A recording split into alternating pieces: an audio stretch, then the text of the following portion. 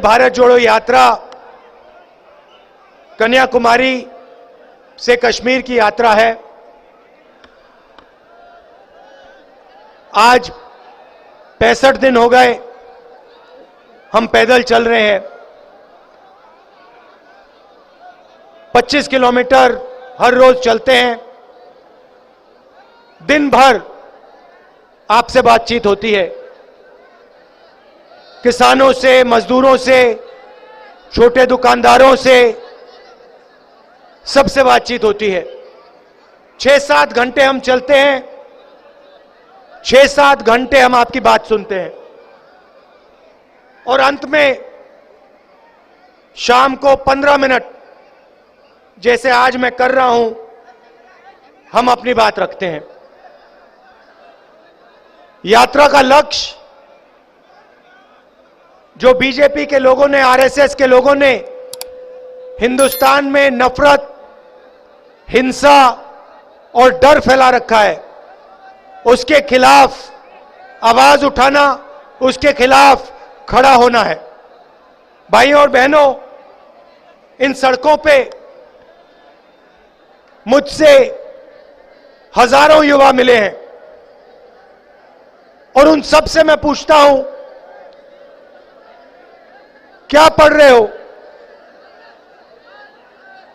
जवाब मिलता है, कोई कहता है यूनिवर्सिटी में हूं, कोई कहता है स्कूल में हूं, कोई कहता है कॉलेज में। उसके बाद मैं पूछता हूं क्या करना चाहते हो? 5-6 जवाब मिलते हैं। इंजीनियरिंग करना चाहता हूं, डॉक्टर बनना चाहता हूं। कहां है वो बच्चा? इसको लाओ। ये देखो, नमस्ते करो, नमस्ते करो। नमस्ते। क्या क्या बनना चाहते हो? आर्मी। तो ये आर्मी, शाबाश, बैठ जाओ बेटा। ये आर्मी में देश की रक्षा करना चाहते हैं। तो हर युवा कोई ना कोई सपना देखता है और उस सपने को पूरा करने के लिए उसे रोजगार की जरूरत होती है।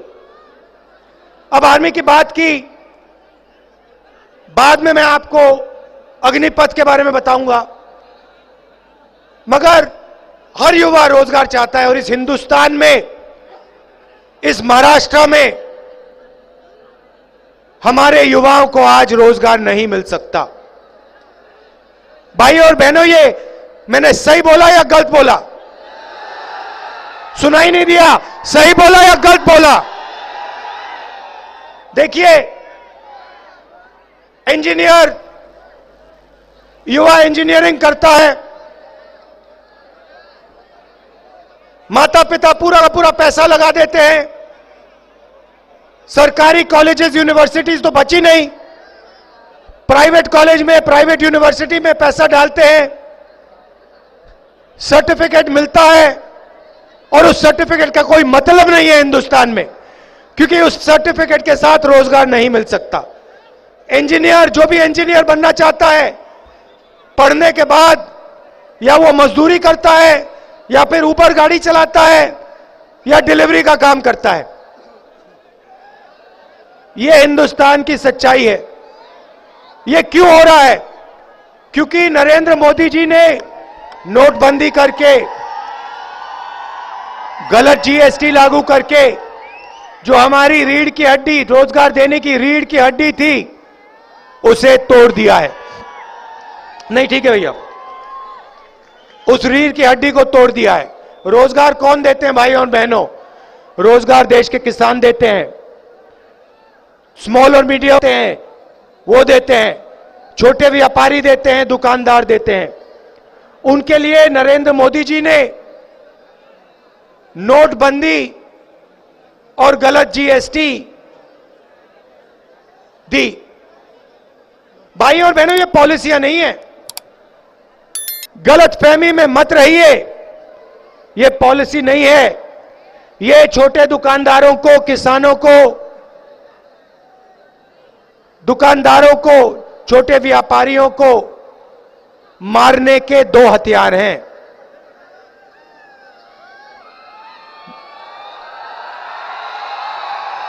इनको खत्म करने के दो हथियार हैं।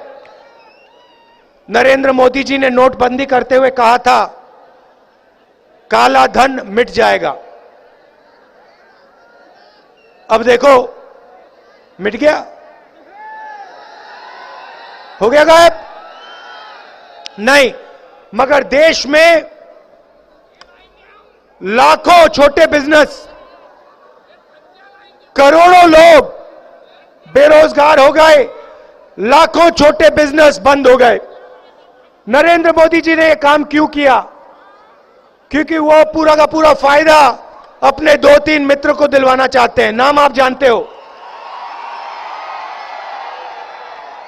एयरपोर्ट, पोर्ट, सड़क, टेलीकॉम्स, इंफ्रास्ट्रक्चर, सारे के सारे बिजनेस इन्हीं 2-3 लोगों के हवाले कर दिए हैं। आपका स्कूल और कॉलेजेस को प्राइवेटाइज करके इनके हवाले कर दिया, अस्पतालों को प्राइवेटाइज करके इनके हवाले कर दिया। पहले पब्लिक सेक्टर हुआ करता था, BHEL कंपनी है, ये आपकी पूंजी है। हिंदुस्तान की रेलवेज है, ये आपकी पूंजी है, ये आपका धन है। ये सब नरेंद्र मोदी जी इन्हीं 2-3 लोगों के हवाले कर रहे हैं। तो ये भी रास्ता जो आपका था रोजगार का, ये भी बंद हो गया।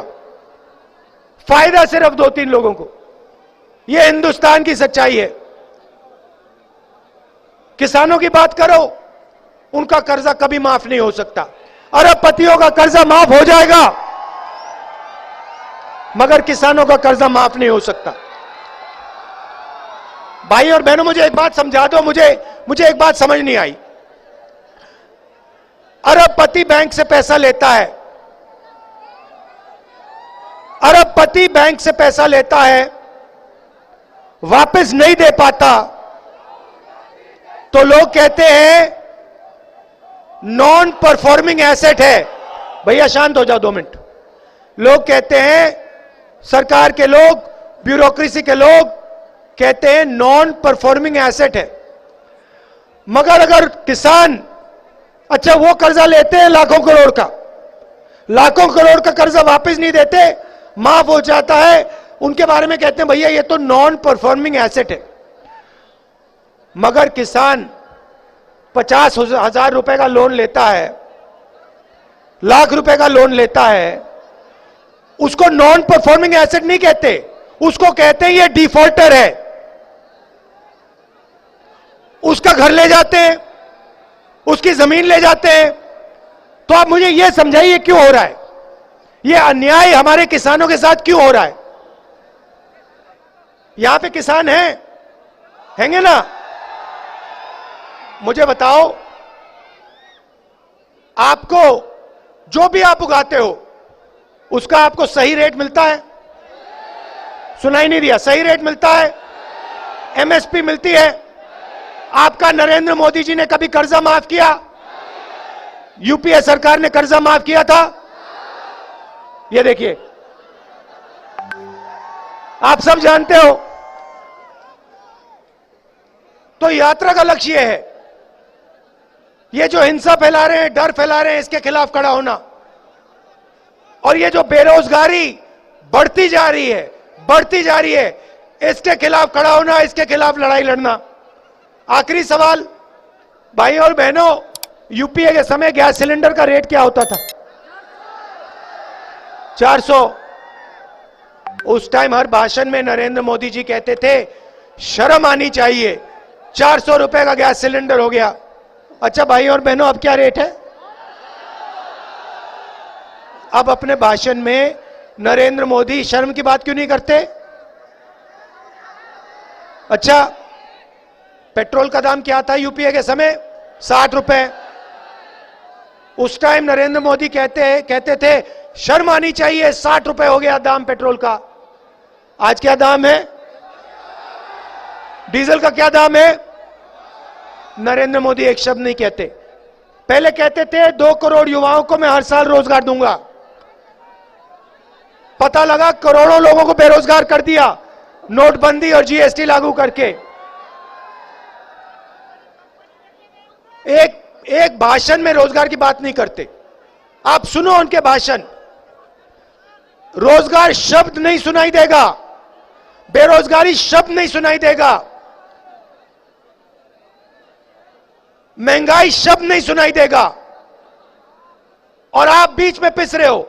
बेरोजगारी और महंगाई के बीच में हिंदुस्तान का गरीब, हिंदुस्तान का किसान, हिंदुस्तान का मजदूर, छोटा दुकानदार पिसे जा रहे हैं सब। यह सच्चाई है।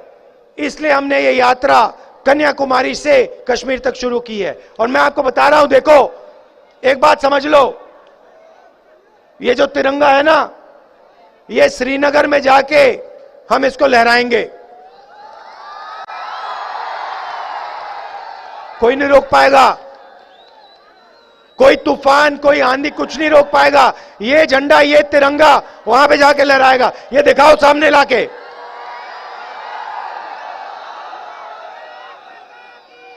अब देखिए, अब आपने कहा भारत माता की जय, भारत माता की जय बोलो। अच्छा ये सब अच्छा भैया झंडे को आगे लाइए। ये देखिए, ये देश का झंडा है, इसको आप पहचानते हो? पहचानते हो ना? अब मुझे एक बात बताओ, अब सुनो, अगर देश को बांटा जाता है,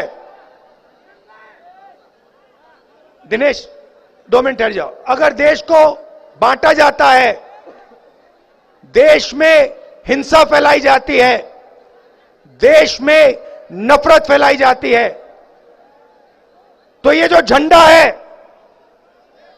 ये जो झंडे की सोच है, ये मजबूत होती है या कमजोर होती है? कमजोर। देश को बांटने से देश को फायदा नहीं होता है, देश को नुकसान होता है, 2-3 उद्योगपतियों को फायदा होता है। देश को जोड़ने से, देश में अहिंसा फैलाने से, देश में भाईचारा फैलाने से इस झंडे को फायदा होता है। तो ये लोग कहते हैं हम देशभक्त हैं। ये कौन से देश के देशभक्त हैं जो हिंदुस्तान को बांटे जा रहे हैं?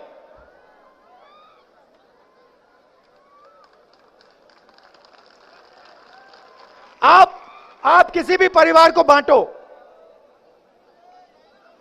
किसी भी परिवार को बांटो, भाई को भाई से लड़ा दो, परिवार का फायदा होता है या नुकसान? पिता को बेटे से लड़ा दो, फायदा होता है नुकसान? भाई को बहन से लड़ा दो, फायदा होता है या नुकसान? तो फिर देश को बांटने से फायदा कैसे होगा?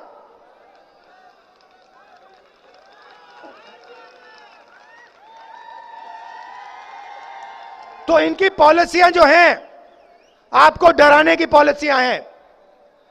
किसान को ये सही दाम नहीं देते, कर्जा माफ नहीं करते, एमएसपी नहीं दिलवाते, खाद के दाम बढ़ा देते हैं, जीएसटी लागू कर देते हैं क्योंकि आपको डराना चाहते हैं। नोटबंदी करते हैं, जीएसटी लागू करते हैं क्योंकि वो छोटे व्यापारियों को, स्मॉल मीडियम बिजनेस वालों को डराना चाहते हैं। कोरोना के समय इन्होंने हिंदुस्तान के सब मजदूरों को बर्बाद कर दिया और पैदल चलवाया, उनके दिल में डर पैदा करवाया। ये डर इसलिए पैदा करवाते हैं क्योंकि वो आपके डर को नफरत में बदलना चाहते हैं, आपके डर को हिंसा में बदलना चाहते हैं।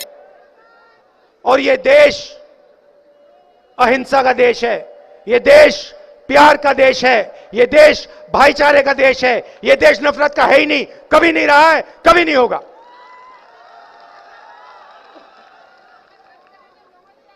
तो ये मेरा आपके लिए मैसेज था। आप हमें यात्रा में आपने पूरा का पूरा प्यार दिया, पूरा का पूरा आपने प्यार दे दिया, पूरा का पूरा भरोसा दे दिया, पूरा का पूरा सपोर्ट दे दिया। इसके लिए मैं आपको दिल से धन्यवाद करना चाहता हूं। देखिए 25 किलोमीटर चले हम आज, 25 किलोमीटर चला हूं, ये सब चले हैं। इनका चेहरा देख लो, ये थके हुए लग रहे हैं क्या? मैं थका हुआ लग रहा हूं क्या? ना। क्यों? क्योंकि हम अपनी शक्ति का प्रयोग नहीं कर रहे हैं, आपकी शक्ति का प्रयोग कर रहे हैं। आप हमारी मदद कर रहे हो, इसके लिए आप सबको दिल से धन्यवाद। नमस्कार, जय हिंद।